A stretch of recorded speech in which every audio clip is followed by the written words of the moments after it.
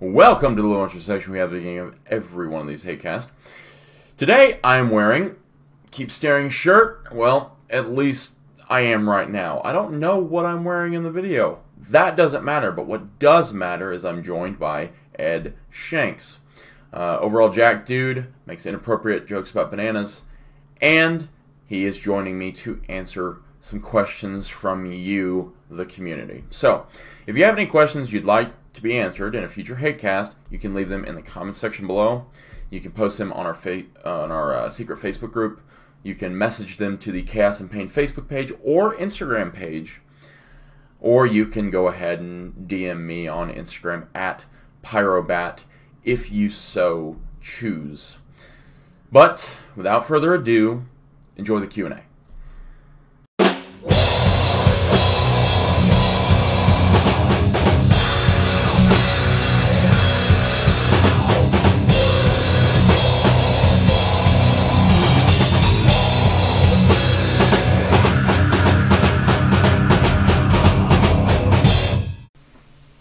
Babe, I love you. Oh. And welcome to the Hatecast. Boom! Trick record. Ah, God, she pinched me. Okay. That was hilarious. Welcome to the newest episode, and as you see from the title, this will be a Q&A, where we answer your questions all the time, every day. Not really. We're just fishing for content. Let's be honest about it.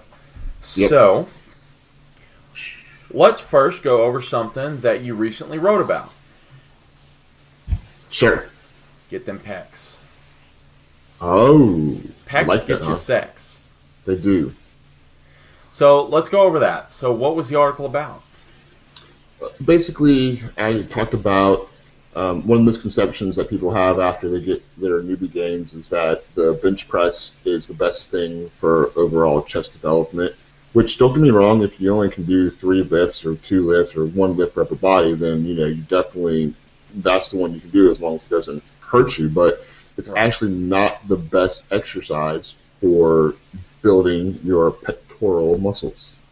Not at all, because you have so much other involved. It's a great upper body movement, Right. but you're stimulating forearms, biceps, triceps, shoulders. We're talking pecs. about traditional bench press, right? Yes, traditional bench press. So Everything. like barbell or what? Yeah, barbell, even incline. You're still, you're still taxing all those, the upper back, you name it. You're targeting all those muscles, so you're not really targeting your chest.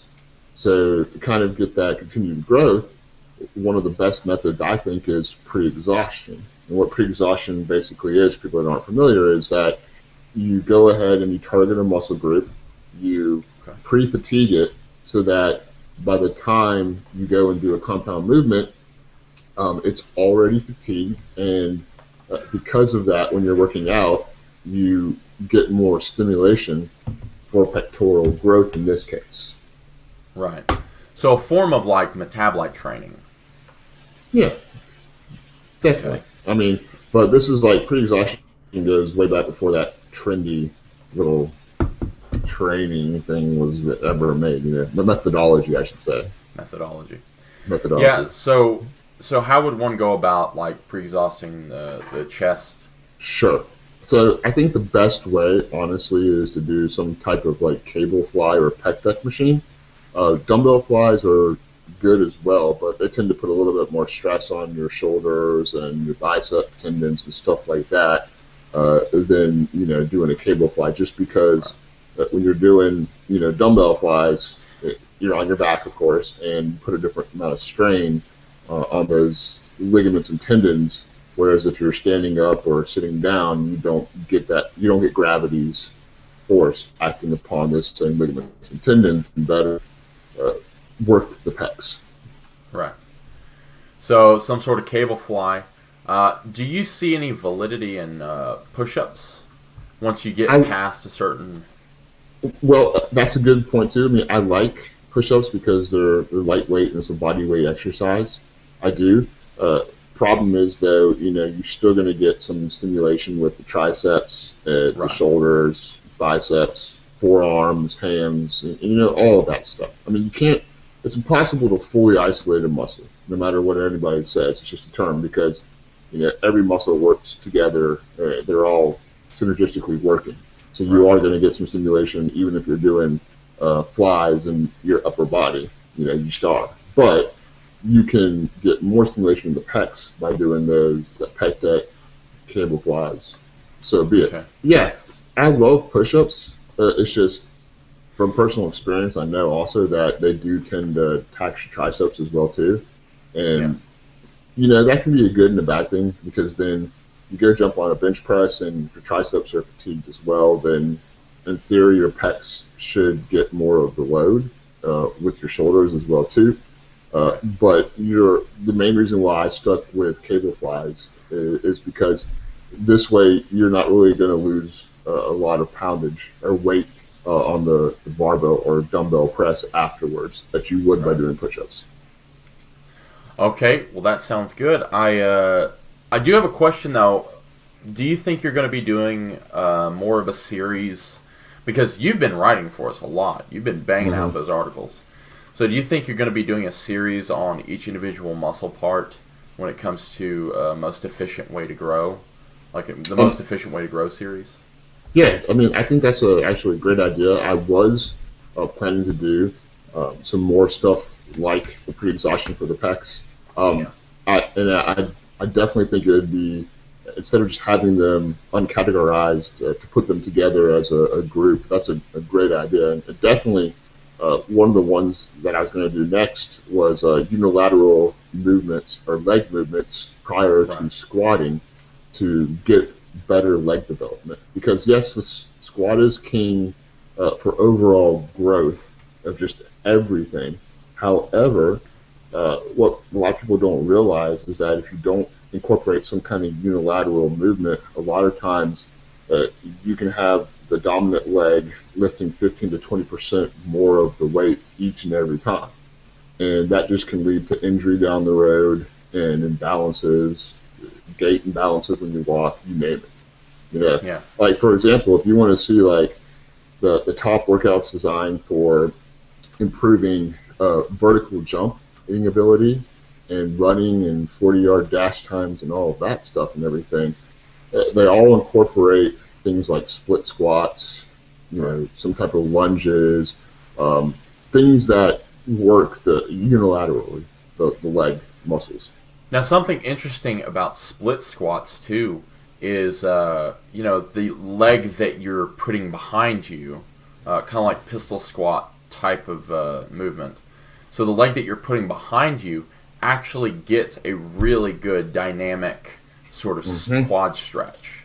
Yes. Which, I don't know if you guys have ever tried this before, but go ahead and put your leg up kind of behind you and get into a pistol squat position and hold that stretch at the bottom. It's going to feel like your quad's going to tear off. It is. It's awesome. So I like to do that for warming up. Yes. In the gym as well. Another good one I love too is single leg RDLs. Single leg. Okay. Romanian deadlifts. So the whole, just in case people don't know, you know what I mean? And the difference between like a Romanian deadlift and a straight-legged deadlift is that the Romanian deadlift, the weight travels down the thighs and your glutes actually go back, whereas with a straight-legged, it's more of a torso movement and your legs tend to be, and honestly, I don't like straight-legged deadlifts because I feel more activation in my lower back than I actually feel in my glutes and my hamstrings. Not only that, but for me personally, a stiff-legged deadlift is kind of difficult, just because my legs are long. Yeah. My arms are long too, but me too. Not as far as, it just doesn't mechanically make sense to me to do a stiff-legged deadlift. Now, if you got little baby T-Rex arms, you go ahead and do that. If you got little T-Rex legs, you're basically a walking keg, go ahead and do that. But I'm not about that life.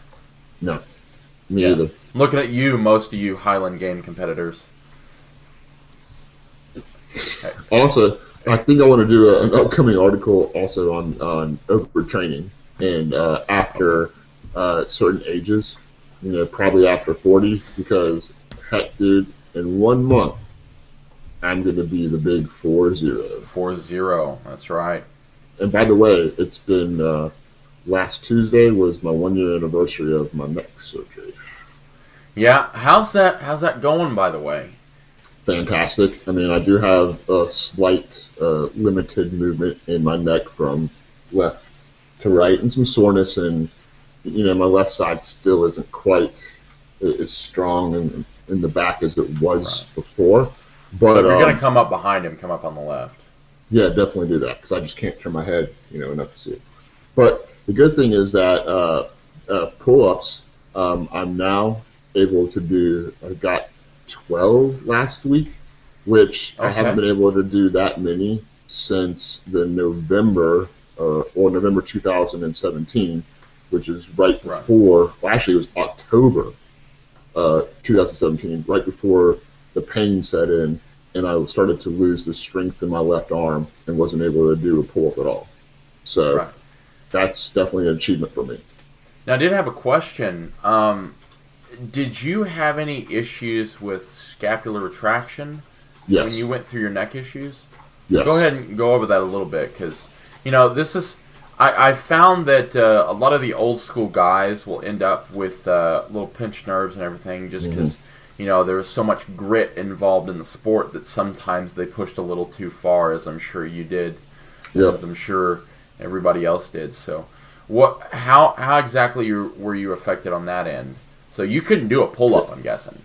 No, it's because, and the reason I couldn't do a pull-up at all, like the nerve damage in my arm, like I couldn't hold on, and I couldn't physically pull my arm up. It was the weirdest. I mean, we're talking about in a matter of a week, I went from being able to hang on like a basketball goal when I lowered it to like 8 feet or so, being able to grip the back of it, because I have an actual legit 62-inch glass NBA basketball breakaway rim. I mean, because the bounce off of a glass basketball or backboard is completely different than fiberglass and whatever crap trash they use out there. And it's only 62. Plywood. No. Yeah, you ever seen those?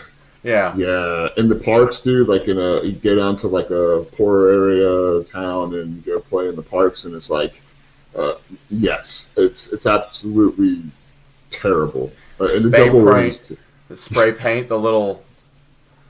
It's warped a little bit from the side, Yeah. You always go for just the basket on those. You don't do any kind of, you can't do any kind of spin off of that, at all. And then double rims are also terrible. They because the bounce off of them, I don't get it. Like you throw the ball, like it's about to go in, and all of a sudden it hits the back of the rim and then goes to the front and hits the back and then bounces right out, and you're like, what? Why did that happen? But as I digress into basketball, so I went from being able to grip the back of it like this and with my legs straight out, doing some ab core work as well. Right. Able to do like 12 strict, pull-ups, no problem at all. And then within 1 week, it was like I went up there and I was like, okay, all right, this isn't good. And then about a week after that is when the pain started, and it never went away. Right. But yeah, so back to your original question, scapular retraction. So yes. Yeah. Most of my pain was actually along my left scapula in the back, like my neck going down here. Yeah. And then it went rear delt, and then it kind of went down tricep, and then it went here and traveled all the way to this little finger where it was tingling non-stop. And as I said before, anything from the elbow down here, any kind of pain like that, is coming from your neck, not your shoulder. And sometimes, if you do have a pinched nerve, it'll actually, and I know this is going to be graphic to some people, but and for those of you who have not done this, whatever. So, like, you ever, like, pull just, like, animal meat apart and that stringy sensation that that almost like rip, but it's very specific. You know, that's what it feels like underneath your skin. Yes, all the time, never ends. And it is bizarre. I know sucks. I had a little nerve pain. I had the radial nerve. Because when terrible. and I have one of my biceps is a little bit smaller than the other one just because of that. Yeah, me too. Yeah. Oh, look, a spammer's calling me. And this is what I do. Huh? All right. That's what you get, mother. Nah. Yeah. So scapular retraction. Yes. Right. So scapular retraction is basically when you keep your shoulders back and then you drive upwards. I really wasn't, and that was going on for years for me. I was always battling with it, and it turns out it was probably this, developing over time. But I definitely had issues with being able to keep my scapula back, doing bench presses, lateral rows. I mean, everything. Lateral rows. Now, this is something we didn't ask before, but did you have any problems with muscles firing? Like, a lot of times if people have nerve pain, especially around the area, like, you probably had issues with your traps, of course, but your lats to a certain extent. Yes. Maybe sometimes in your bicep. Anything shoulder-wise would probably be affected. Yep. So, Forearm, definitely. Forearm was the biggest thing because towards the end, I would be holding, and it wasn't like, if you're holding your phone, it's not like, oh, I'm going to drop it. That's not how it was. It was like when you're holding a little piece of paper like this and you're just walking and it just goes, what? And you try to throw something away in the trash can and you just go, okay, I'm only a foot away and I missed the trash can. Like something's not right. And then the weirdest thing at the very end is like my arm, I'd be holding it like this and I'd extend it and I'd go, boom! And I'd be like, okay, like there'd be no lowering like this or that. It would just be right. Coordination was gone. And did you notice any in the realm of like day-to-day activities? You said, but was driving affected and anything like that? Everything was affected. I mean, it was so bad. It was funny. I went to I saw a nurse practitioner, and then they, it's not their fault. Whatever I did, walked in orthopedic clinic and all this stuff. They knew stuff was going on. You can't really know how bad it is until you have an MRI, and with the way healthcare is set up, you have to go through certain things to get to the MRI, which I'm still paying off today, which has been over a year. Had to have it done, or else I wouldn't have been able to have, surgery, because at my age, you're not supposed to have that. Whatever. Yeah, so anyways, she told me, gave me a list of exercises to do to try to strengthen my neck, because my neck was straight instead of curved. Well, I remember vividly, I was sitting in the chair, and it was Christmas time, because we had the Christmas tree up, and the chair was moved, and doing this right here, the left and right, and then I went one time like this, and dude, the sharpest pain just right in the middle of my shoulder blades, and it wouldn't go away. I was just like, oh, what did I do? Like, wow, I just turned my head. Yeah. I was pretty bad off.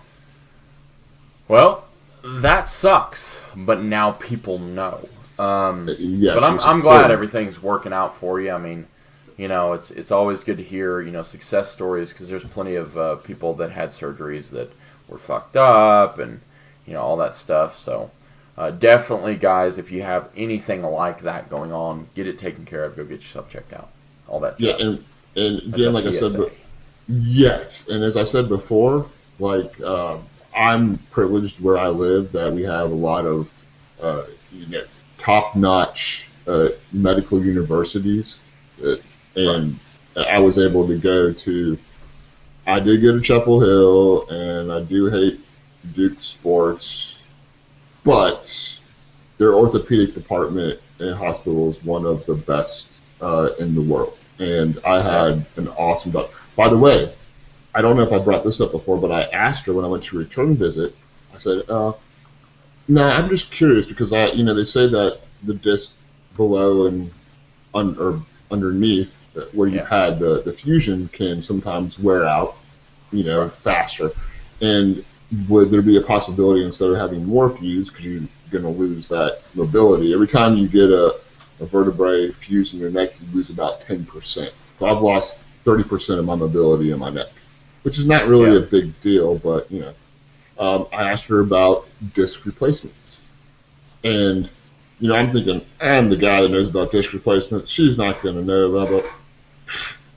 She's like, oh, yeah. Well, we usually just do disc replacements when it's only a one or single level fusion or needs to be a single level. Yours was, tri-level, so it really wasn't an option. Plus, I've had issues with insurance paying for them in the past. But hopefully you'll be Right. fine and we won't have to have that. And I was like, whoa, she knows Okay. all about this stuff and she's done them before. Like, I made the right choice in who I went to see.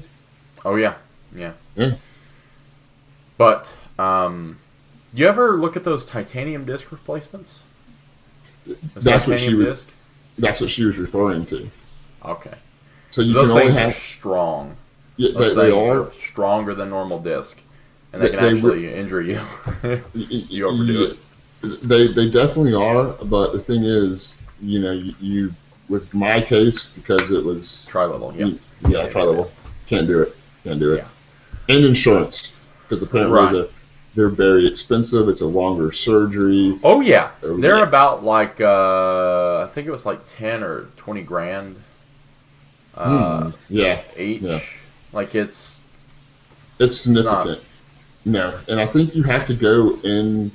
I'm not 100% sure on this one, but I think you have to go in from the back instead of the front, which when you go in the back, you cut more muscles, and there's a longer recovery time, and you have to stay in the hospital longer and all that stuff. Whereas you go in the front, it's really cool. They take your windpipe and they move it over here, heck yeah. and they open it up, and they do all this stuff in the front.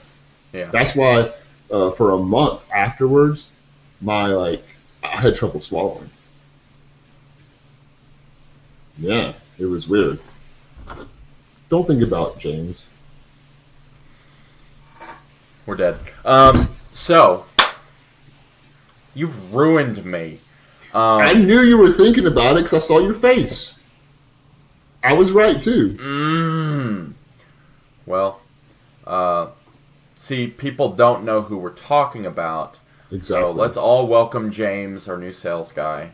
Yes. Let's all welcome him to the team. Anyway, if he sees this, we're dead.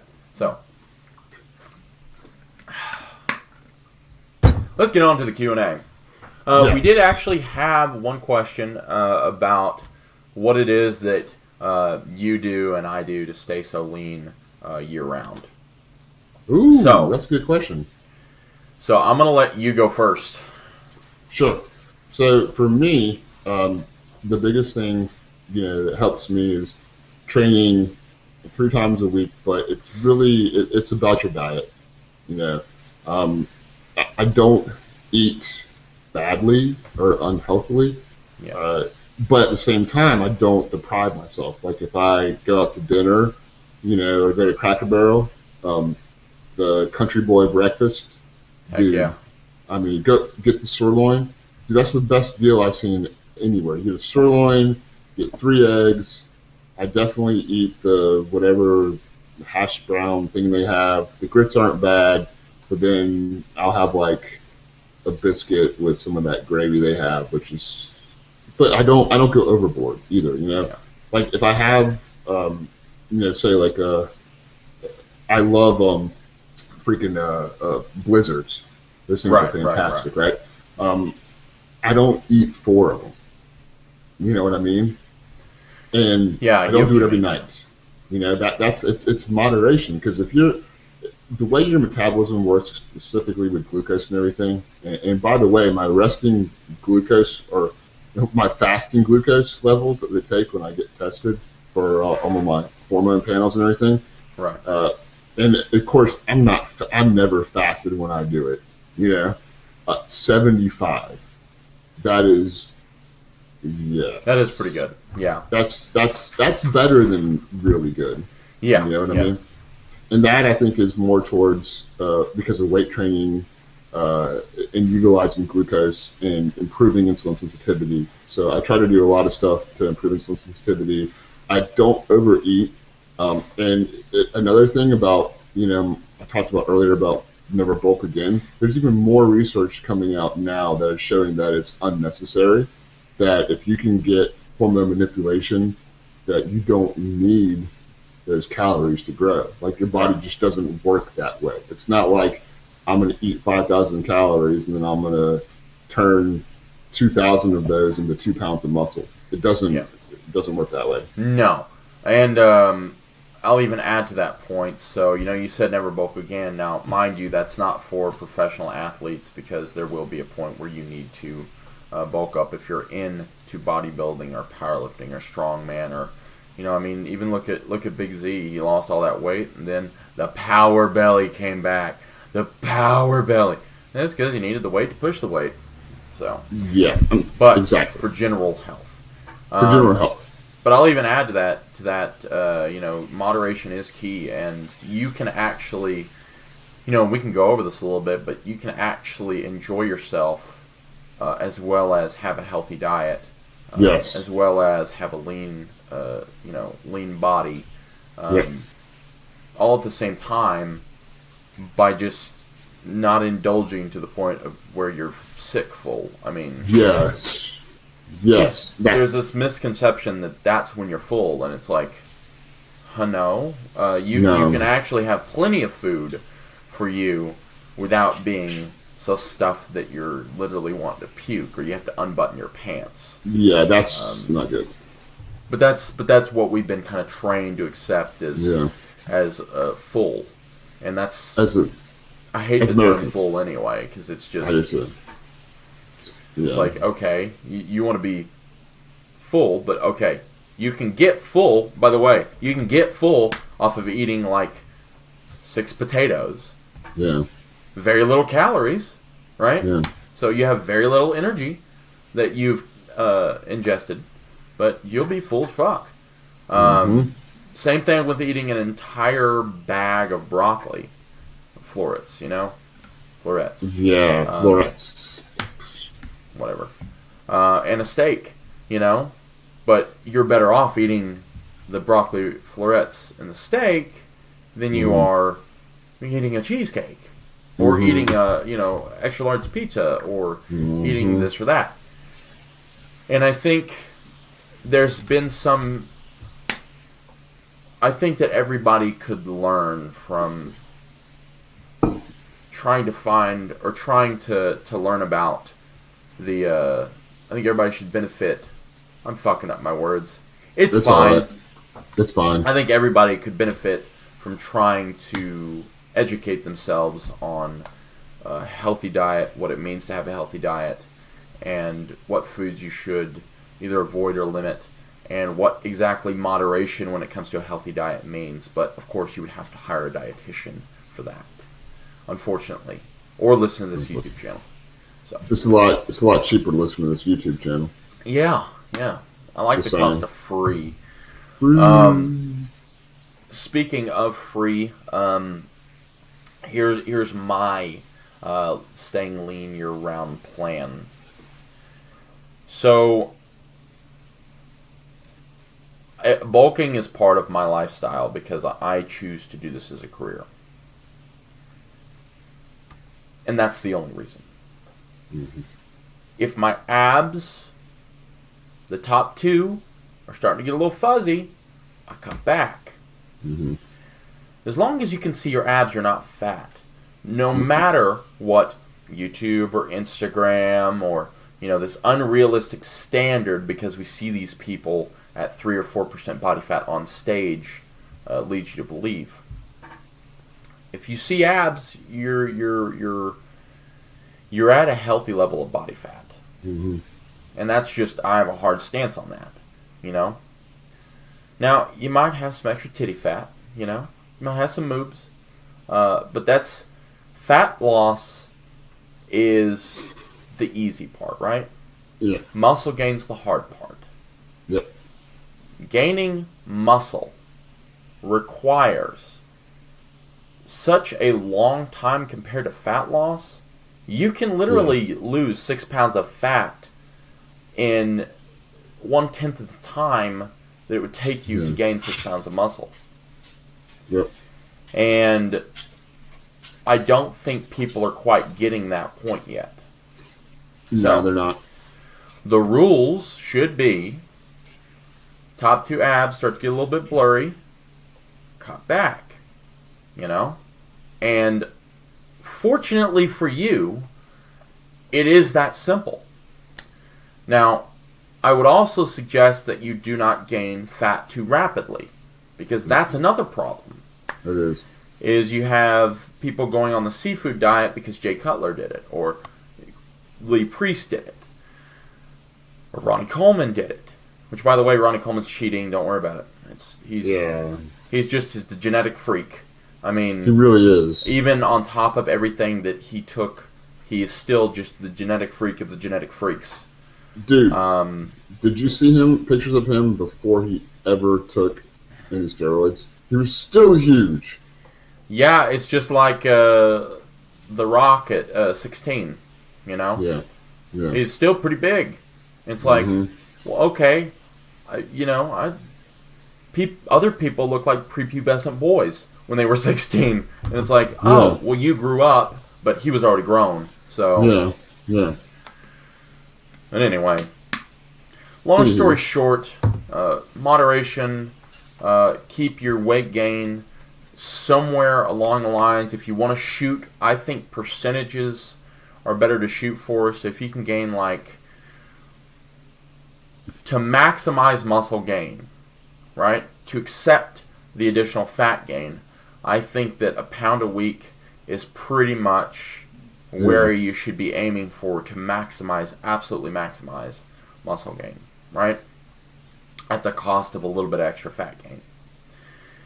You want to cut it back to a half pound a week, that would probably do you just fine. Yep.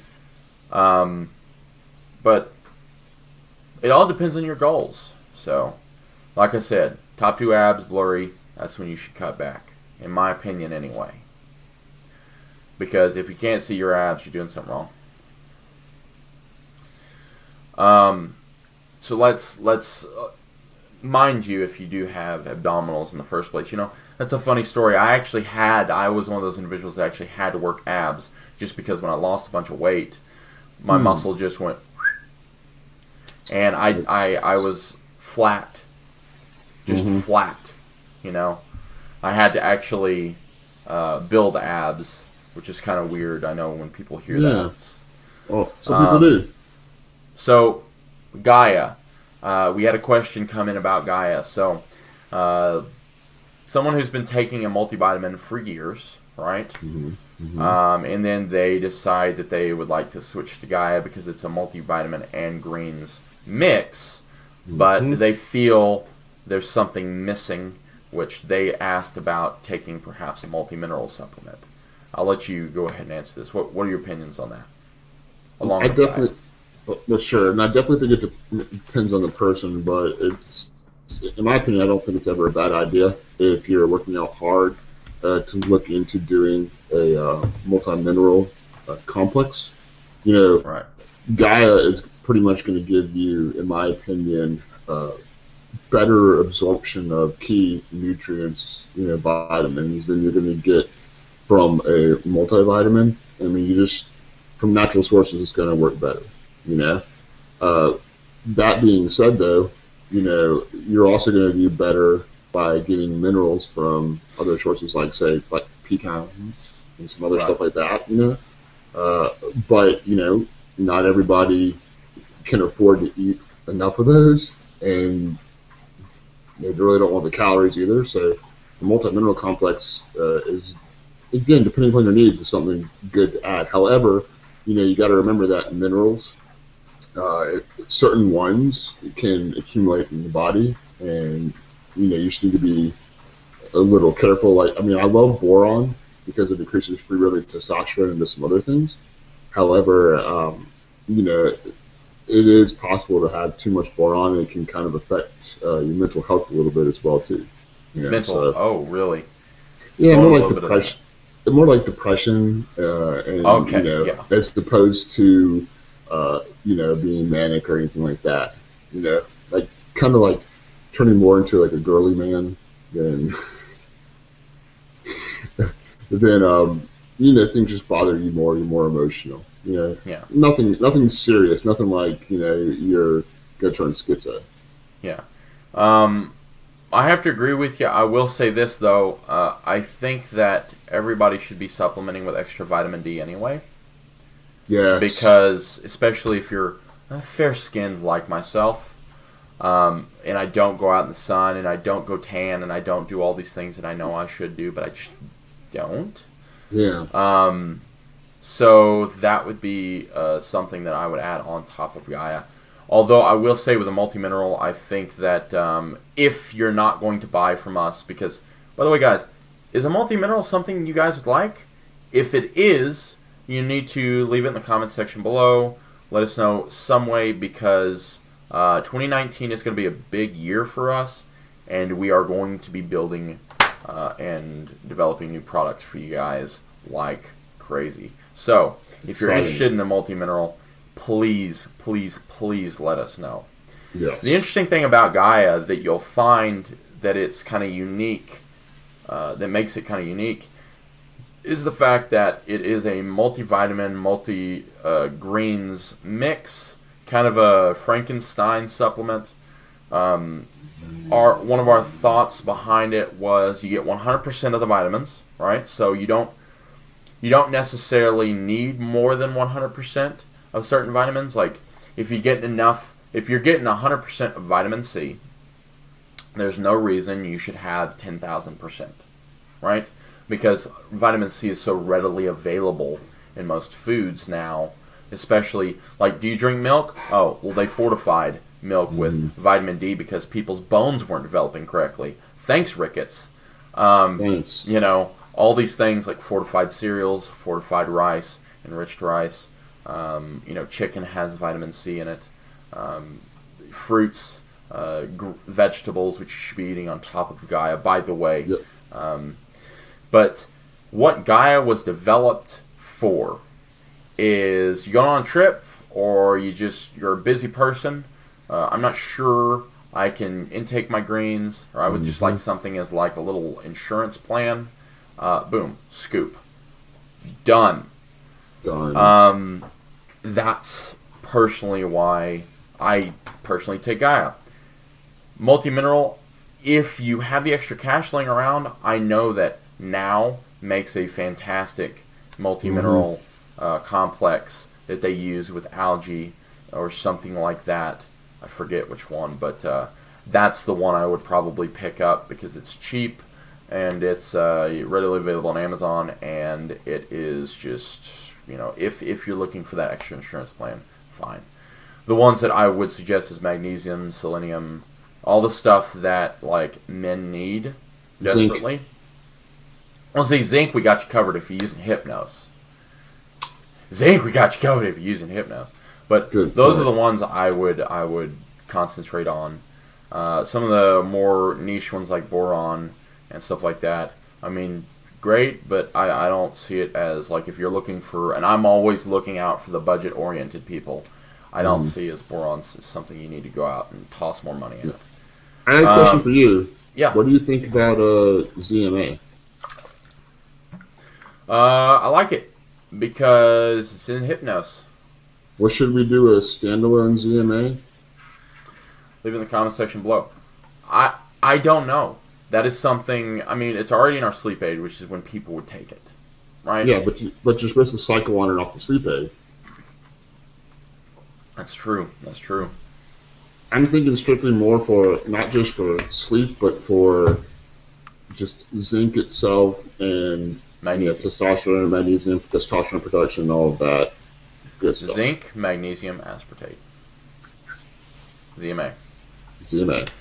But yeah, that's my answer. If you need a multi-mineral, just pick one up now. Brand is what I would suggest. because we don't sell that. But as soon as we start selling it, if we do develop that, if you guys want it, we will then suggest our multi-mineral because, well, we take a lot of time formulating this shit. Don't discount that. So, what is the best grip builder? Ooh, you know what I think? What? I like fat grips. Fat grips? Yes. I like fat grips, but I would also couple that with a little bit. I like the goofy grip stuff. You know, like taking a towel and then hanging from it. Right? That's a good idea. Those have been used for a while before fat grips, and it will tear your grip up because it's very unstable.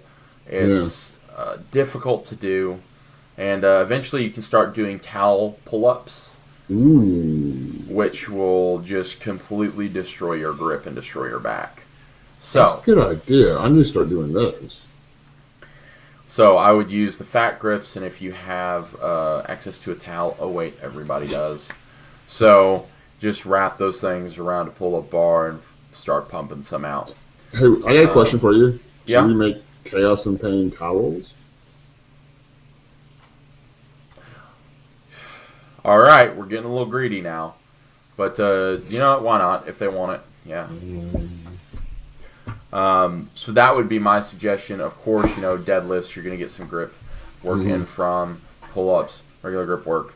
I think if you're progressively going up in weight and or volume, right? Because weight and volume sometimes play this little chicken.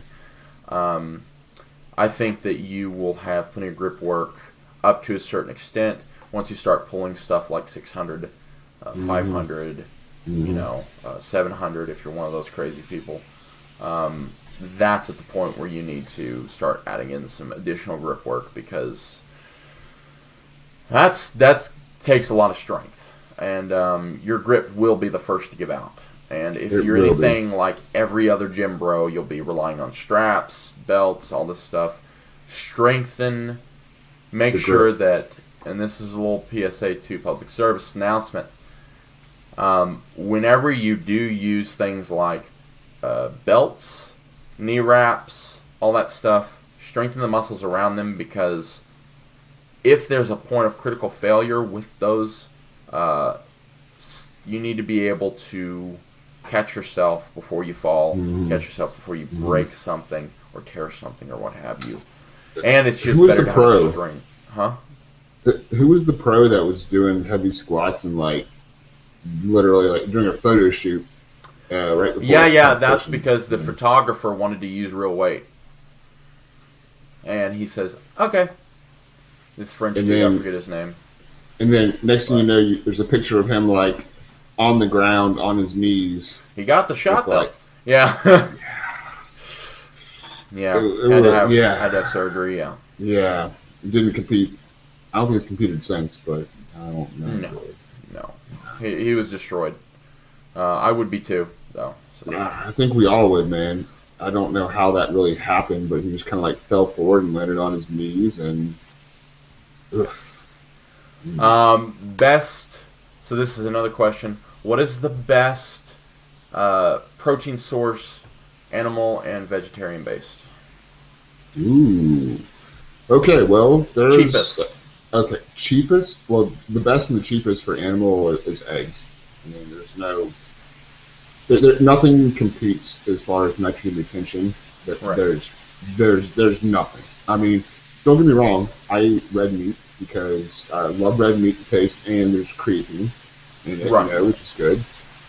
Chicken is cheaper than red meat, which is good because you don't want to eat eggs all day. But eggs are by far the least expensive and the best source of animal protein that there is. And as far as vegetarian, well, you know how I feel about vegetarian versus protein, but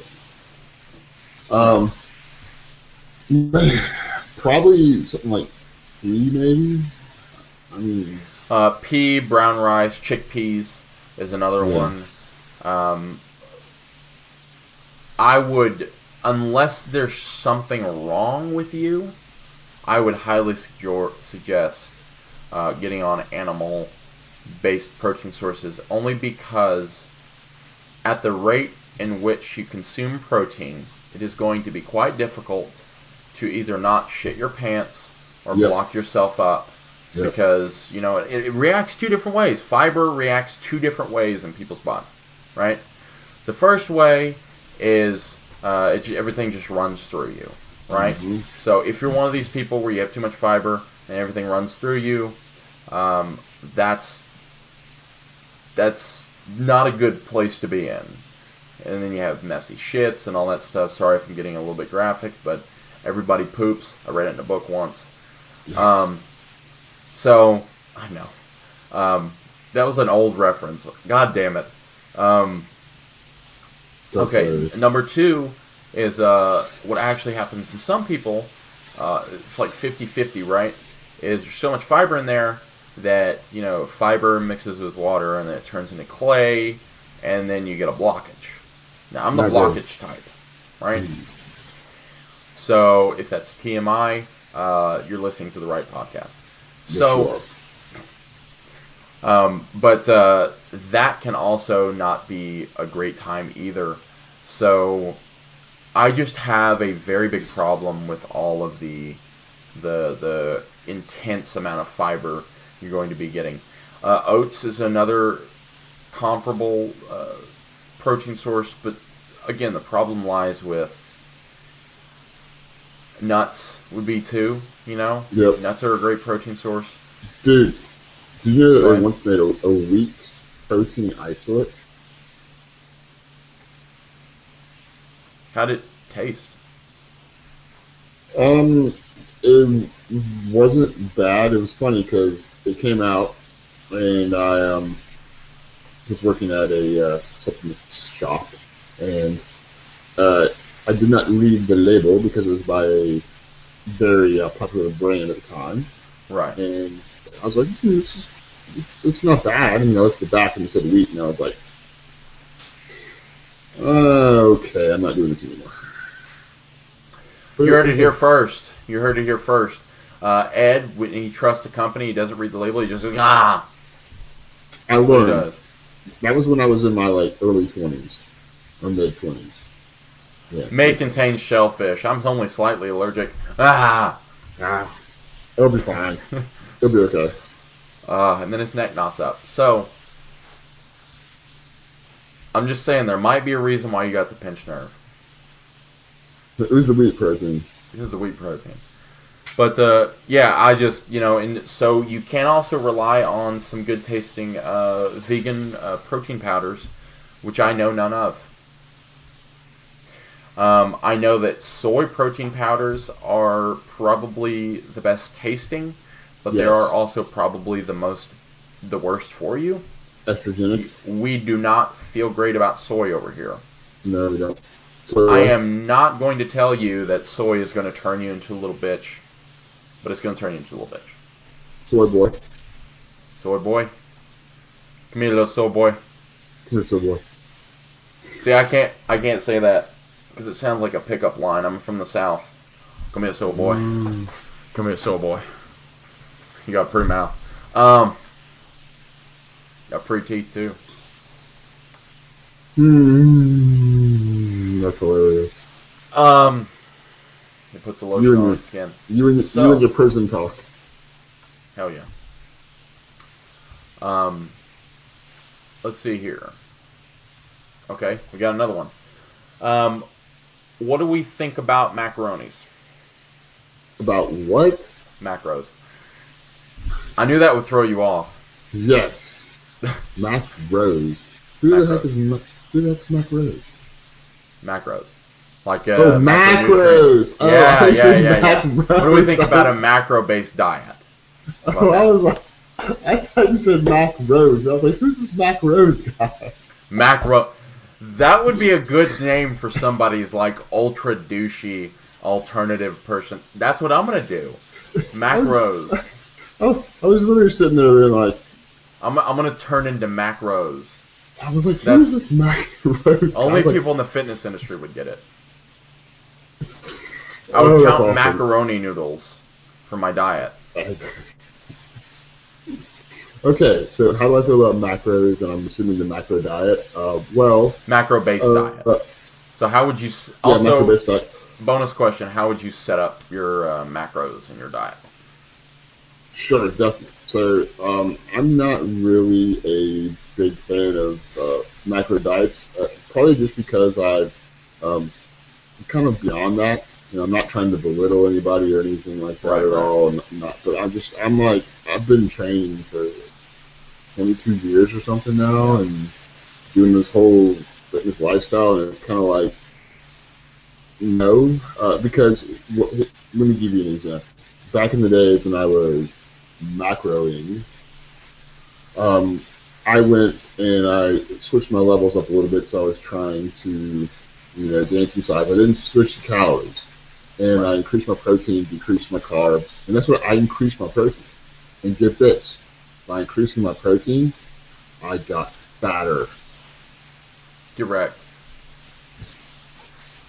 Again, everybody's different, So when I started hearing about the macro diet, several years ago, and how it's popular, and that it fits your macros, eat it. Oh, I can have that donut because it fits my macros. I'm like, no, because insulin is the key hormone involved in determining if you're going to be fat or not. And if you stick to let's say you're on a 3,000 calorie diet and it comes off from sugar, you're going to get fat.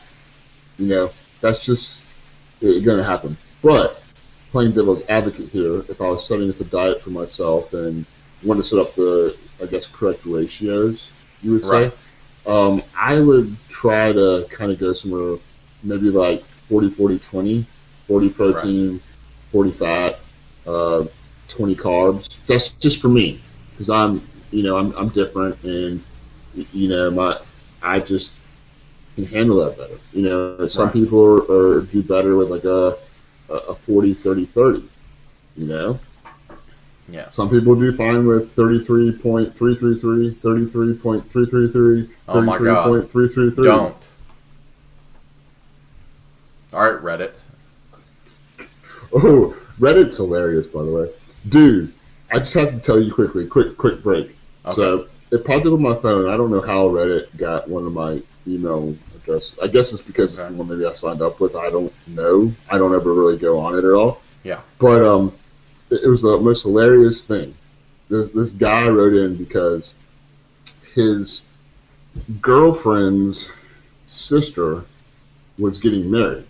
Mm-hmm. And he had some experience. He actually had the audio equipment and everything. So they used him to do the music for the ceremony after the wedding, right? The reception. Okay. Well, when he got everything set up and he turned it on or whatever, and then he was getting where. This is a prime example why Bluetooth can be bad here.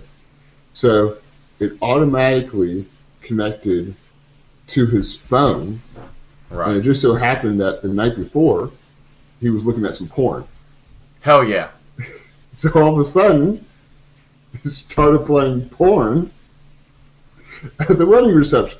The groom thought it was hilarious, but his girlfriend shook it off like, whatever. But then, Wait, did you say the brother? The groom. No, who was playing the porn? It was the girlfriend's sister was getting married. So the boyfriend. Right. Okay. The people getting married.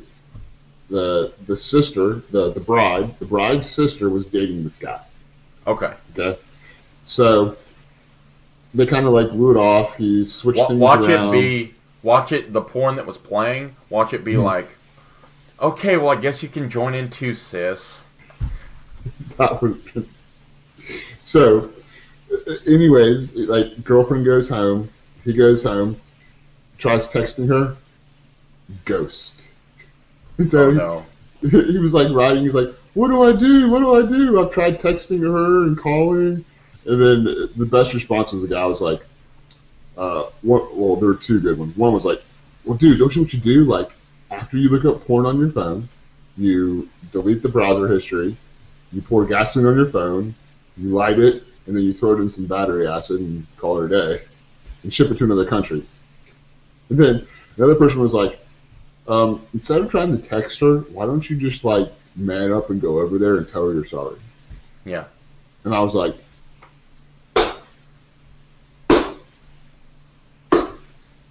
but yeah, so that was my little sidetrack because I thought it was absolutely hilarious. And apparently a lot of Reddit users also thought it was hilarious.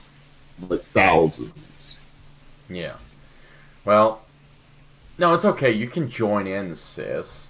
Well, no, but he's your boyfriend. It's okay. We share everything. Oh, I mean, that's...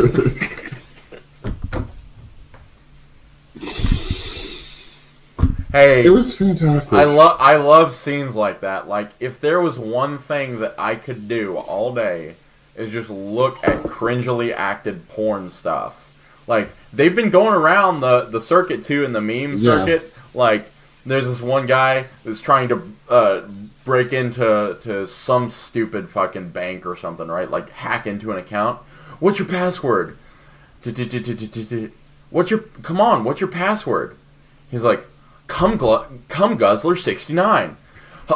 Figures. It's like, okay, I could see how somebody would get invested in this story now. Yeah. I'm hooked. I need to look that up. It's hilarious. Back to macros, though. Yes. Macros porn. Macros porn. Well, maybe because you burn off calories. How many grams of proteins in semen? So, not a lot. What about yeast infections? How many carbs? A little too far on that one. A little too far. A little too far. Good yeah, taste, no, but... that good tip.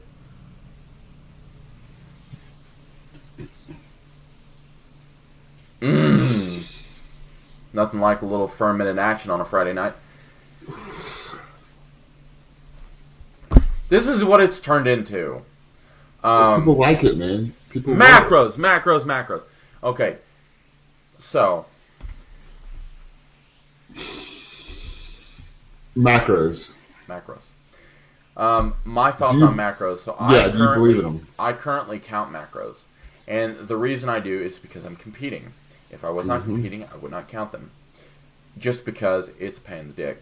It is. So, I think somewhere along the lines of, if you want to set up a macro ratio and everything, I like per gram versus the percentage thing because me too. I can't afford that much protein. I weigh 260 pounds now, so on the way down, yeah. But until I get down, I'm still going to be eating like 270 grams of protein a day. Reasons. So I do like 1 gram. Yeah, #reasons. I do 1 gram per pound of body weight generally because that's enough. Now I'm a little bit on the cautious side, so I go like 10 or 20 grams above that just because of my own neuroticism. I go for like 0.3 all the way up to like 1 gram per pound of body weight in fats, depending on what I'm doing. So if I'm dieting, I'll lower dietary fats and increase my carbs, and I'll get into that here in a second. I lower my dietary fat intake and increase my carbs. And carbs, I usually, depending on my activity, I actually adjust them. So, like today, I am going to go do box squats. I'm probably going to hit 315 for about 12 reps, something like that. I'm not feeling too great with this body fat loss, so 315 for that many. And then I'll do like 5 sets of that just because I'm a maniac. So that requires a lot of energy. Now, the thing about carbohydrates is I am one of those people that is very sensitive to blood sugar drops. Mhm. So I need readily available blood sugar whenever I can. When I was bulking, my carbs were up to like 600, 700 grams, just because that is what works for me. Yeah. I'm very, very, very intense in the gym. I do very, very high work, very, very high volumes. I do very, very hard work, and I don't stay in there for an hour. I usually stay in there for 2, just because it's what I personally like to do. Because of that, my carbohydrate intake is a little bit higher, and then on rest days, I lower that, right? I lower my carbohydrates because I'm not needing that much energy. Also, carbs are muscle preserving too. So, just because we do shout at the top of our lungs that keto works on this YouTube channel does not mean that carbs are complete and utter trash. It means it's a balancing act. For some people, they need higher carbs. Usually those who have a hard time gaining weight are those who are very, very active, need higher carbs. Especially if you have an active job like construction worker or, I don't know, anything more active than my job, which is literally sitting at a desk all day. So you might need higher carbs than the other individual. Now, when I'm bulking, I usually err on the higher fat end because I absolutely love high-fat foods. I will destroy a steak, and I do love the gristle on steaks. I know that's a little gross for some people. I love it. I love my steaks medium to rare. Me too. Yes. Bloody. And yeah, and just so I can get all that freaking iron, man. Red meat is so spectacular because it gives you a readily available source of iron. So, hey, I got a question. Yeah, what's up? So, do you know why you need to fully cook hamburger meat and why you don't need to fully cook steaks? Go ahead. The reason is because the processes by which they grind up the meat is so gross that it contaminates the meat with stuff. Yeah, so no you shit. have to, yeah, exactly. So you have to cook it completely all the way Kill through. it with fire. Yeah. Exactly. But I do like macro diets. They're not necessary. Nope. Counting macros is not necessary as long as you have 2 things in mind. And these are 2 very important things.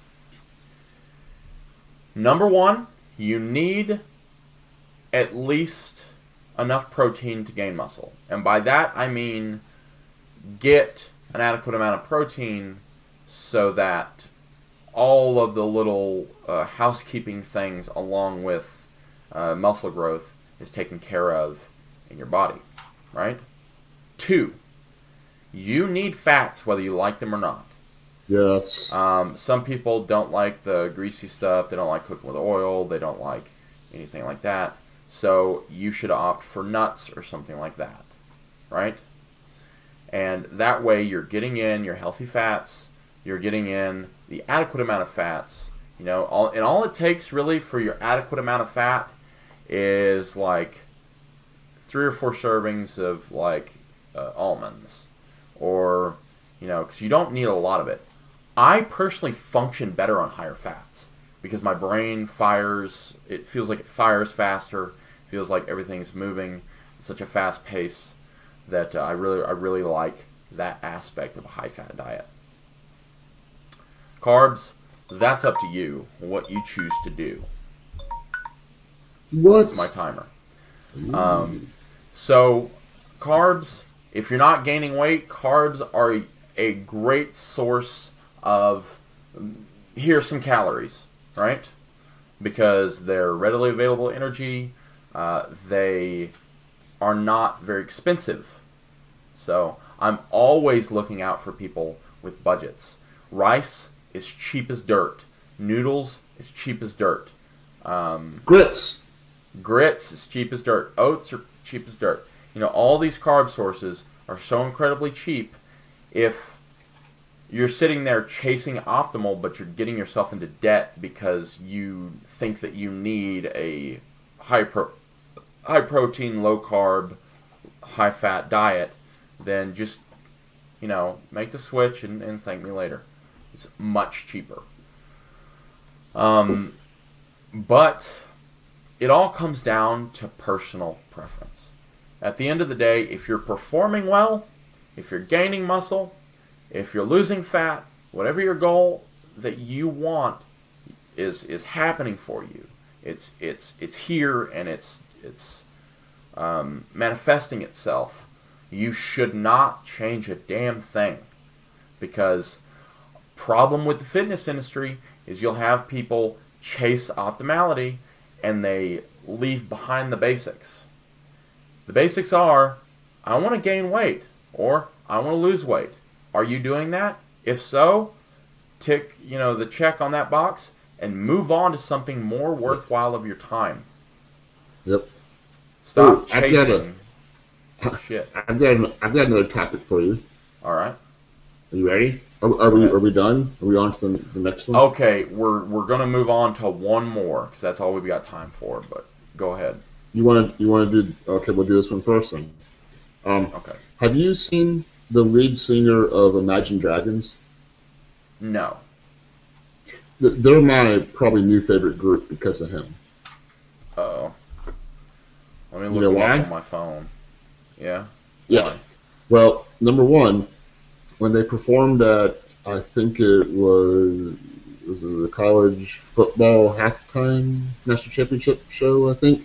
Yeah. He came out wearing, like, shorts and, like, a t-shirt. Yeah. Like, it was really cool. Dude, they're from Australia. The dude works out, man. Okay. He looks like a gym bro that sings. He does. It's really cool. I He know. does. He's right. Wow. You guys can see I this. know. Let's focus here. Dude, he's big dude, man, isn't he? Yeah. Yeah. Like, for real. Like, when I saw that, I was like, dude, you guys are now my favorite band. Yeah. You remember when Godsmack was on all those steroids? He was pretty He's muscular as shit. Dude, what about Busta Rhymes, bro? I know. You know who is he has the same trainer as Victor Martinez. That's pretty cool. And LL Cool J too. He has packed on the mass. Dude, Dr. Dre, bro. Yeah. Yeah. He used to be fat, and now he's like busting out like LL Cool J. I'm like, I love it. He's got to defend the title. The GOAT. He is the GOAT. I mean, well, he's the GOAT producer. LL Cool J is one of my top 5 rappers of all time. He's so underrated, it's not even, like, if you go back to his early stuff and listen to his lyrics and the way he raps, man, there was no one like him back then. No one at all. Who are your top 5 rappers? Top 5 rappers of all time. Don't do this. Do not do this. Why? Okay. Because you're probably going to kill me, right? No, go ahead. I respect it. So are we talking about them in their current state, or are we talking back in the day? We're talking about when they're at their peak. Top 5 rappers of all time. Okay. Well, I like Dre, right? Yes. Yes. Tupac's such a basic bitch answer. But he's pretty good. But he's not one of my top, okay? Eminem really did change the game. Eminem, yep. He really did. He did. Actually, I think one of the new rappers that I actually just have fallen in love with his music, Hopsin. He's a little bit hoodie rap for me, but I absolutely enjoy his music. And I know that doesn't seem like it because of how I am, but I do actually listen to a lot of rap. Ludacris. I like Luda. He's pretty good. And I know this is going to seem weird. Don't judge me.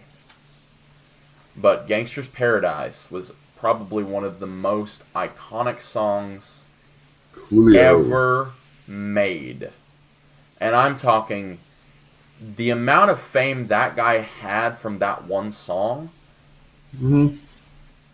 it almost made him crumble. Like it was intense. Dude, you know what? That was so intense that it was so much fame that it sparked his catering business. Yeah. Okay. All right. You want to hear my 5? What's that? Okay. In no particular order. Okay. Eminem. Okay. Biggie is pretty damn good. Nas. Okay. I mean, it's hard to. He talked about some crazy shit. Yeah. LL Cool J. Right. And then the 5th one's going to surprise some people. Tretch from Naughty by Nature. He's wow. Okay. Dude, I don't think there was probably anybody that could hit it like him. You hear OPP, man? I mean, you try to replicate that, and you're not going to be able to. Like, you're like, I can't do that. The way he hits every single, beat, it's amazing. He's so fast, but yet no one gives him credit.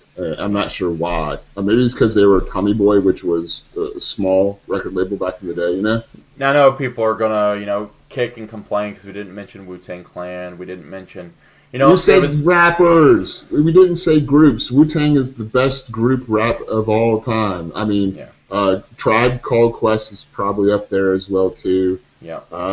Roots. Who else? The Roots. Roots, NWA. Right. And then one more. Who's our 5th group rapping? That's a little more difficult, isn't it? Fuck. What about who did Saturday Night? What, like skateboarding Saturday or whatnot? Disco Saturday Night. What was that song? Saturday. Me, myself, and I. I have no clue. Oh, what was the name of that damn group? But I do know that there is one song that I still listen to that I think most people have not heard, and if you have not, go ahead and check it out. Immortal Technique, Dance with the Devil. Now, the reason I say this is because it's literally about him getting into the drug scene. Everything's fine.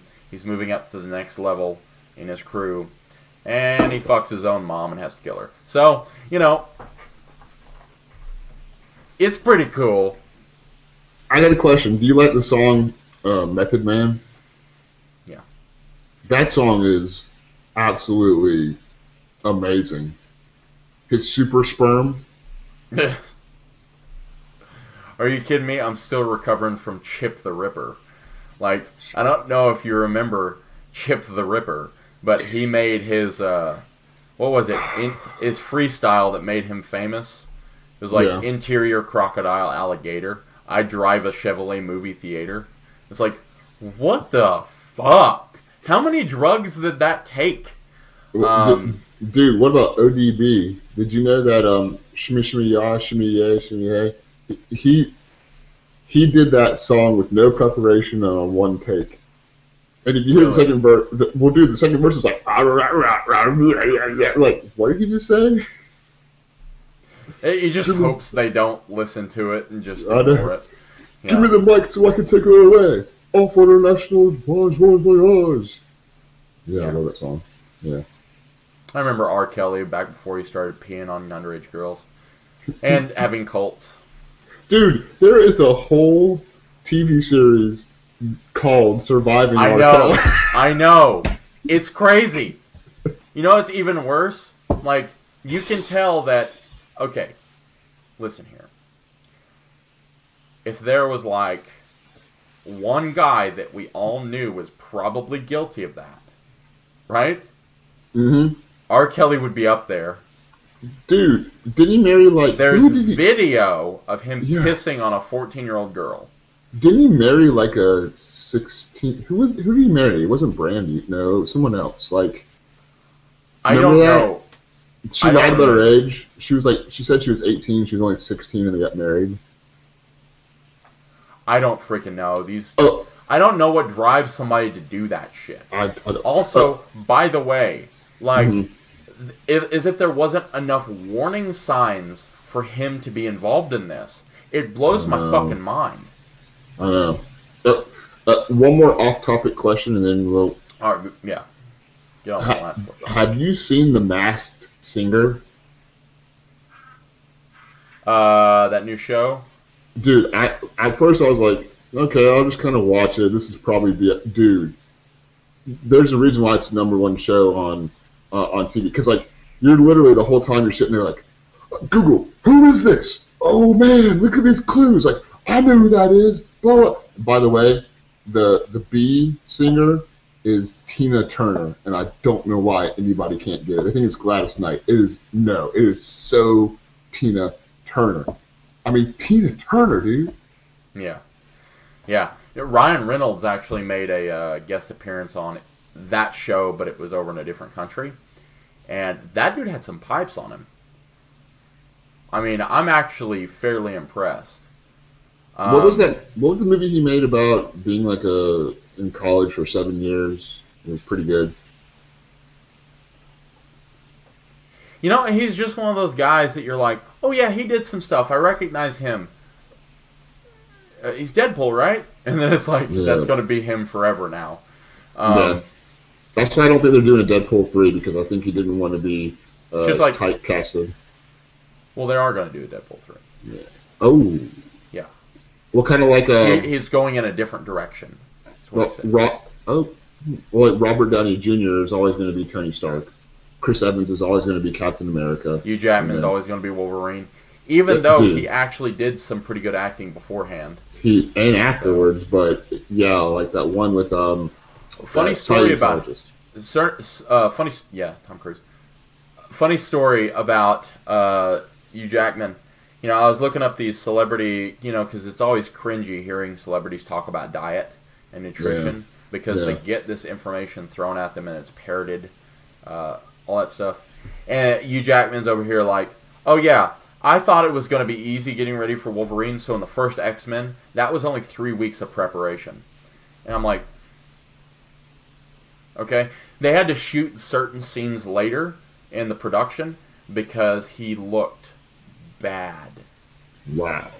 He saw how he looked in the movie. It made him really upset, and then he's like, "Oh well, I'm gonna do better now." So for the next movie, he came in bulked up, and Chris Evans actually went on to say like, there's certain parts of the movie where he looks smaller, muscular wise, and he says, "Yeah, that's how Hollywood works. You come in as big as you possibly can. I'm talking about no hold barred. Doesn't matter if you have fat on you or anything like that. And then you just slowly shrink as filming goes on because you're pulling 12-hour days. And then, and I'm sitting there like, you could do some push-ups. Stop being a little bitch. But I was just looking that up, and Hugh Jackman was eating like 6,000 calories, which is 6,000 calories. In Hollywood speak, they give them these outrageous doses of calories because they know they're not going to finish half of it, and they're like 6,000. But he's done an incredible body transformation. And now we know why Ben Affleck looked so bad as Batman for one of his movies was because he was an alcoholic. Oh, is he? Yeah, real bad. He's been in rehab. I don't know. He might be out of rehab now.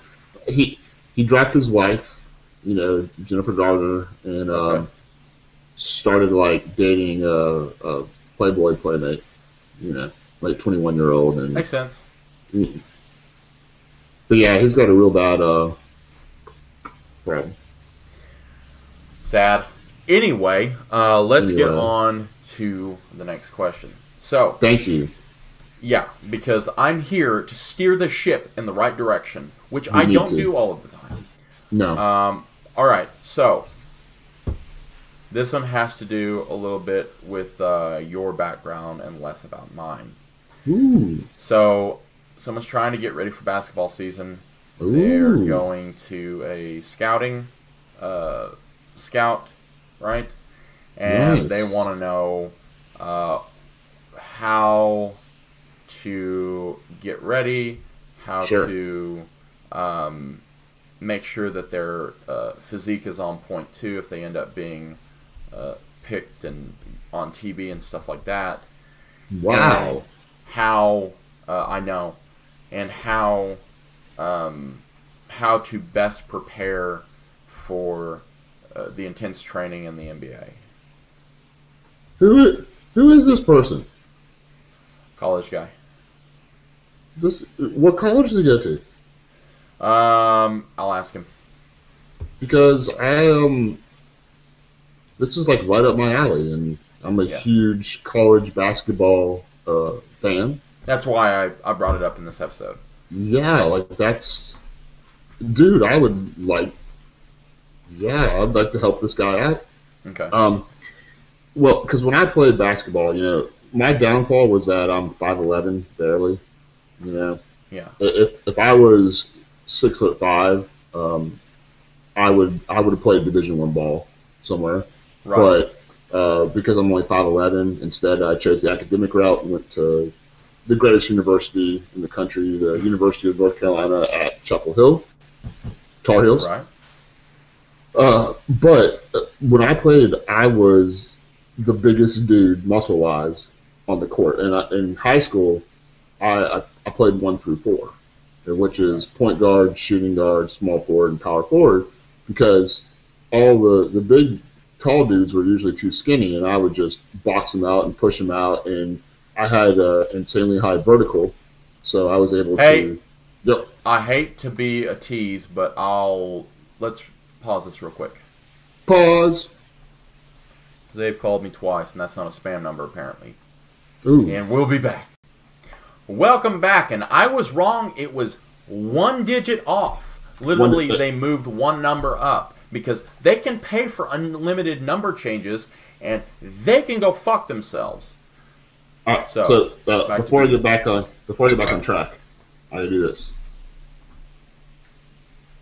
Oh no! Help me! Who's going to save me? Pew pew pew pew pew pew pew pew pew. Don't worry, I'm here.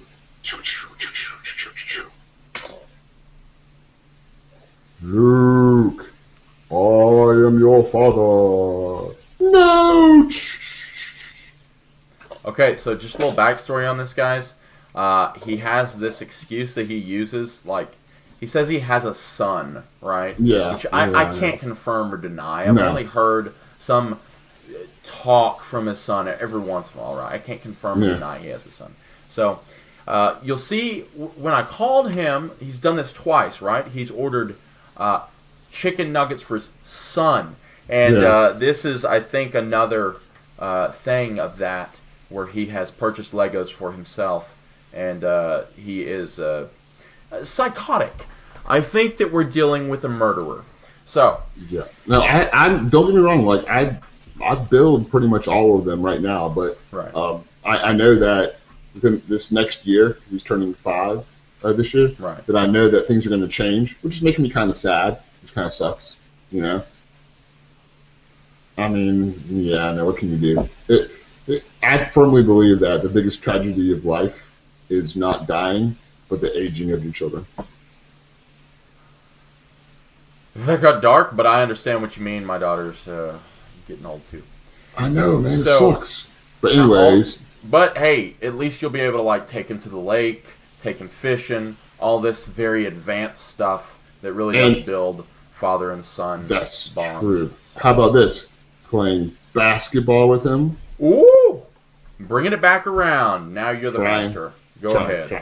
So. The apprentice has become the master. So anyway, how would you help this guy? Sure. Definitely, there's basically kind of like 3 different body types when you look at athletes, specifically basketball ones. You have your kind of like your taller, lankier ones that are more like, I call them speed athletes, and here's how you can kind of categorize it. It's how they jump.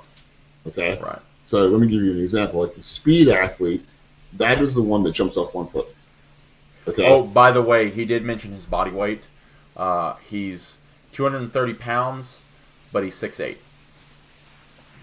That's not bad because when I was in school, I had a lot of friends that played on the varsity team, and Right. one of them was 6'8", 200. Right. Right. Right. So it's that's actually that's fairly that's not bad. That's not bad. That's pretty good for high school. When I was in college, Yeah, college. Yeah, yeah, that's yeah. pretty good, man. That's not bad. So um, again, there's a couple of different things. So I'm going to cover all three, and then we can kind of like go from there real quickly. So the first type is the speed, and those are kind of categorized with people that jump off 1 foot. Those type of basketball athletes work or get the most benefit from doing more strength training. Right. You know, doing just in their lifting. Your basic three compound movements: deadlifts, squats, bench press, and then kind of auxiliary work with that. Your next one is kind of like, I would call it the strength athlete. Right. He's a guy that's kind of strong. He jumps off 2 feet, and he kind of has pretty much the same vertical jumping straight off the ground that he does from taking kind of like running towards the basket. That type of athlete, because they already tend to be stronger and have leg development, they need to center their workouts more on plyometric training. So like a high intensity plyometric routine helps them because it increases foot speed, lateral movements, quickness, things like that. Right. Then the third type is kind of like in the middle between those two. And the way you kind of figure if you fall into that category is that if you get your highest vertical by kind of like taking a 1 or 2 step gather and then exploding off 2 feet, that's kind of like the mixed training. So you incorporate plyometrics, but you're also going to incorporate some strength training as well too. And then specifically with athletes, whether it's basketball, soccer, football, whatever, what we talked about earlier, you need to incorporate unilateral movements in all of your weight training. And they all should be doing weight training, don't get me wrong.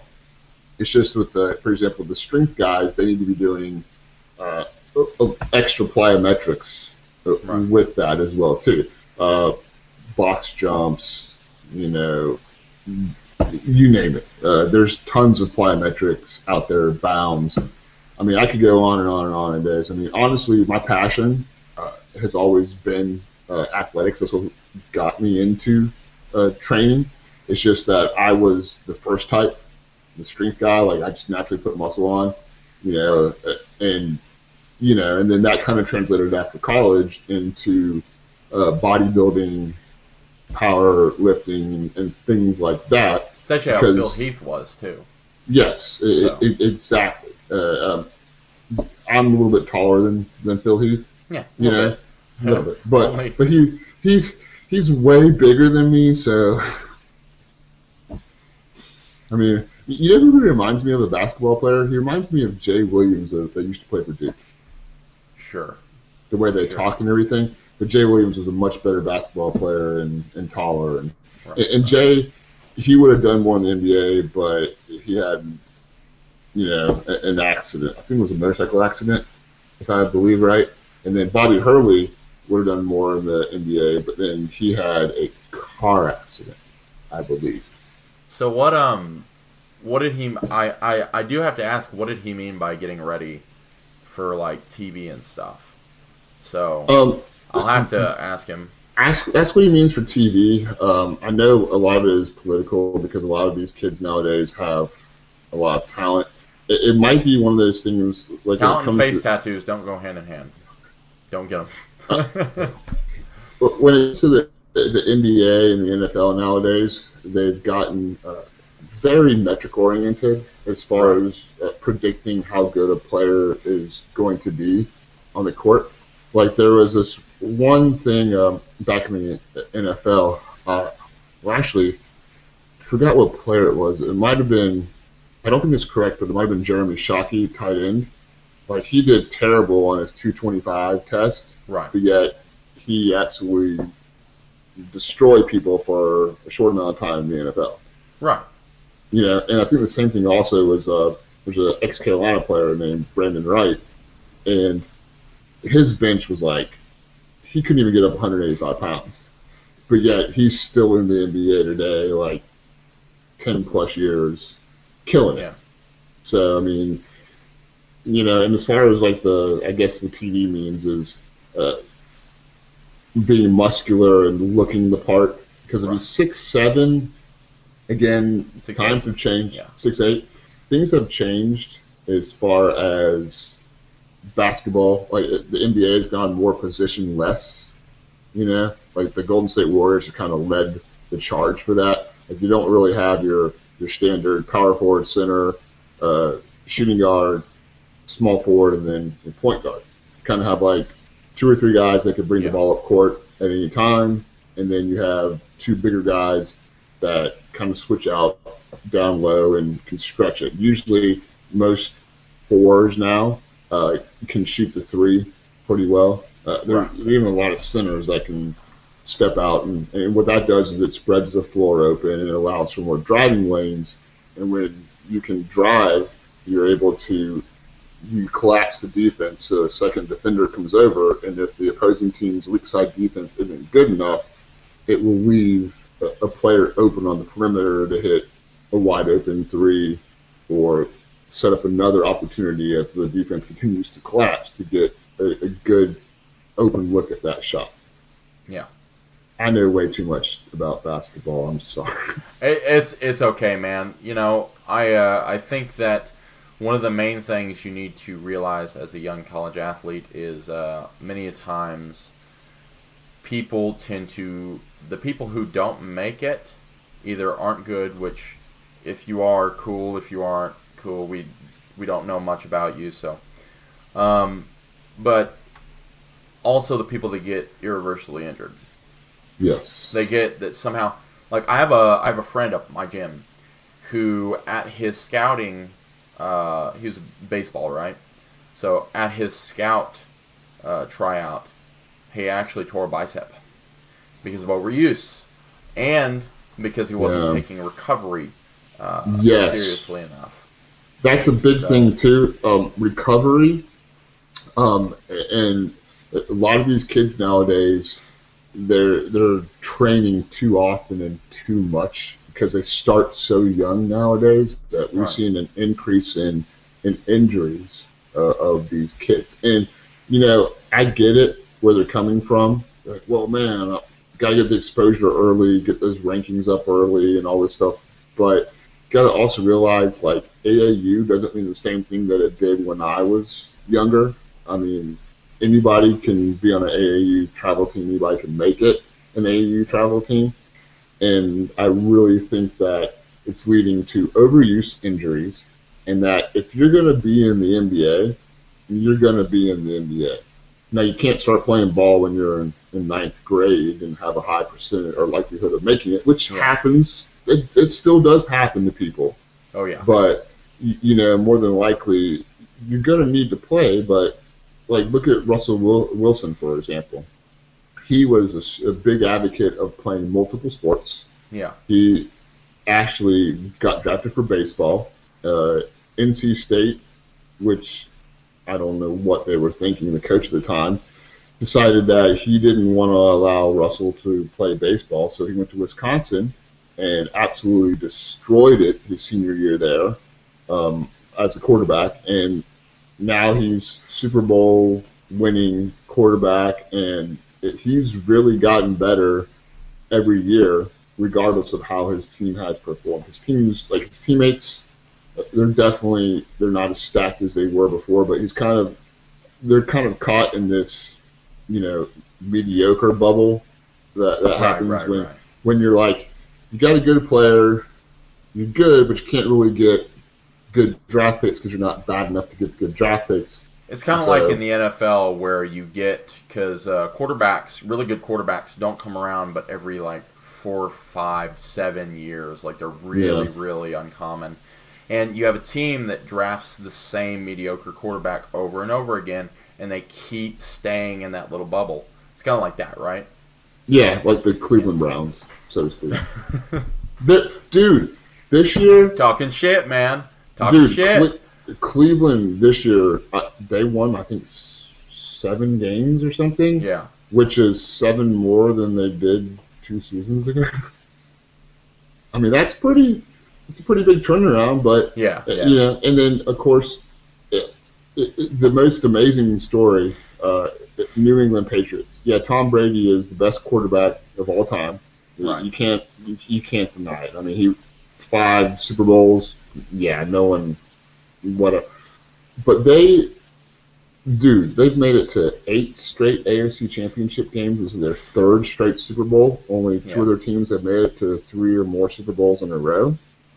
And they're doing it by getting like the last draft pick in every round almost year after year after year. And it's because Bill Belichick, type of players that he goes for. He doesn't necessarily go for the most athletic people. He goes for the people with the highest football IQ that are able to play multiple positions. And then by the end of the year, it's the same story every year. Oh man, the Patriots defense looks like crap. What's like game? You know, I've seen the memes. Yeah, you know what I mean. And then all of a sudden, it's like playoff time comes around. And you're like, what is going on here? Where did this what they did to the Chiefs was absolutely amazing. By the way, Patrick Mahomes is for real. He is an advanced version of Aaron Rodgers. Yeah. He is sick. I wish Cam Newton was that good, but now I have to drive it back. So it's okay, and we'll get into a little bit of that here in a minute, and we'll do something special, but so this guy, so he should be looking out for keeping his recovery on track. That means hitting the sauna. That means eating plenty of food or dieting in an intelligent way. Yes. If you need to cut weight, I'm unsure what he looks like body composition-wise. Because 230 pounds doesn't seem like he's skinny, but if you look at his height, height to weight ratio is a real thing, and I'm 260 pounds at 6'5", so he's probably a little bit less muscular than I am. Just because of the height to weight ratio. Now, I will say this: make sure that you also take ankle mobility really seriously. Yes.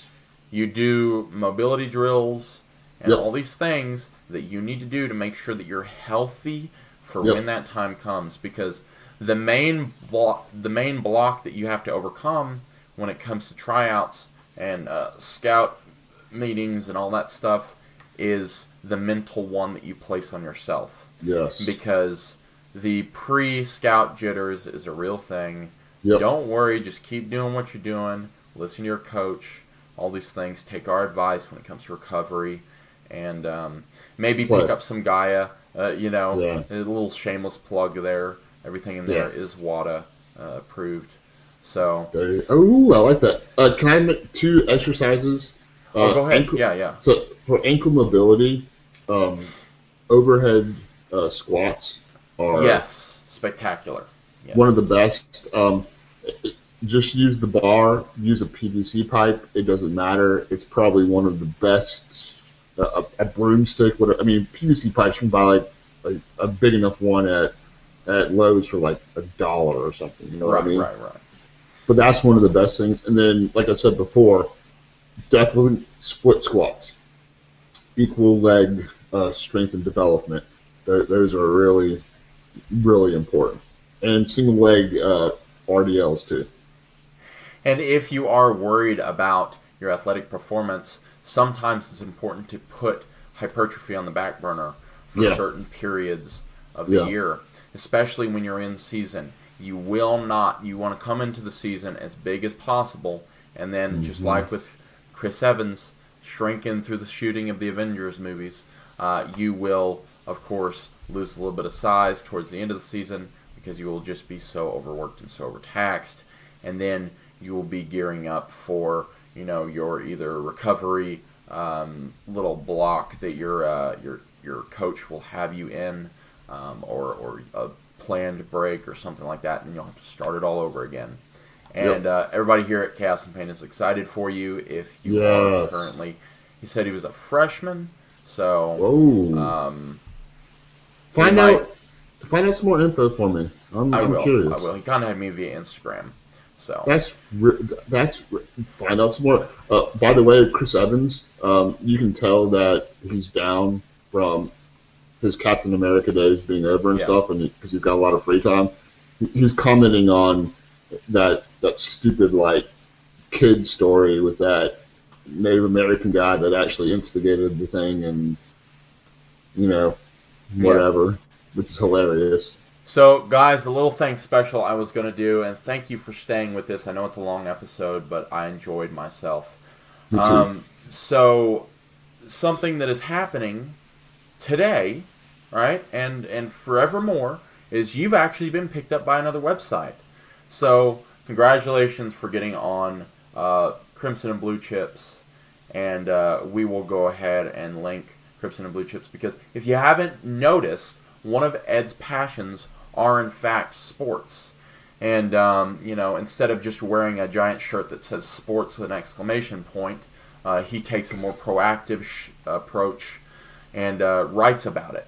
So if you want to know any of his writing, and if you would like to support his future endeavors, I will leave a link to Crimson and Blue Chips down below. They have a forum over there. They have a podcast just like this one, and all good things. And that is something we might actually start doing with Ed. Ed and I may actually start doing like recaps of March Madness and stuff like that, if you guys are interested in that, which means I will actually have to watch sports for once and not just read about them off of Ed's writing. So, with that being said, if you would like to see any of the things mentioned in this video, you can leave a comment in the comment section below. If you want to subscribe, click the pillow. It's not going to do anything, but at least it'll pause the video, and some awkward face that I'm making will be forever immortalized in your head. But if you really do like the video, you can subscribe. You can subscribe button below. Click the bell notification to let you know about every new release from Chaos and Pain TV. And thank you guys for watching so much. Like the video, do all the things I said. You know, I'm sure there will be a sale that I will advertise at the beginning of this podcast. And we will sign out with Legos because we are two grown-ass men.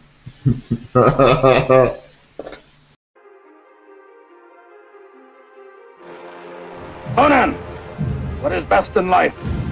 Crush your enemies, see them driven before you, and hear the lamentation of their women. That is good. That is good. Too many thoughts on my mind, I can't sleep at night, so I just keep writing. I don't need no help, I don't need opinions, so don't waste my time then. I just been living online, my city don't show me no love, and that's fine. Fuck local radio stations, I got more plays than all of these rappers combined. I'm going again, I've been going in, I'm fed up with so many things, I gotta just let it all out. I'm talking about the shit they've been talking about, telling me I should do this, telling me I should do that, telling me things about rap, talking the truth and that stab in my back, they will knock me off track. No, too many things have been building, been hard to deal with, I just been drinking. Remember my moves in the past, I'm wondering what was I thinking. Lately I'm living in fear, wondering what if the end is so near. All of this shit going on, the shootings are strong, one shot to the head and I'm gone. I'm losing control but I can't let it go, cause I'm trying to get more. And I've been in the moment, I've been in the zone, and I'm moving alone. I don't pick up the phone when my family call, I've been doing it wrong and I don't know what's happening. Trying to get what I just been imagining, getting close and I just been examining all of the fake shit the game has been packaging. Power pleases you, Crom. So grant me one request. Grant me revenge. And if you do not listen, then the hell with you. come from a town where most of the people are so close-minded.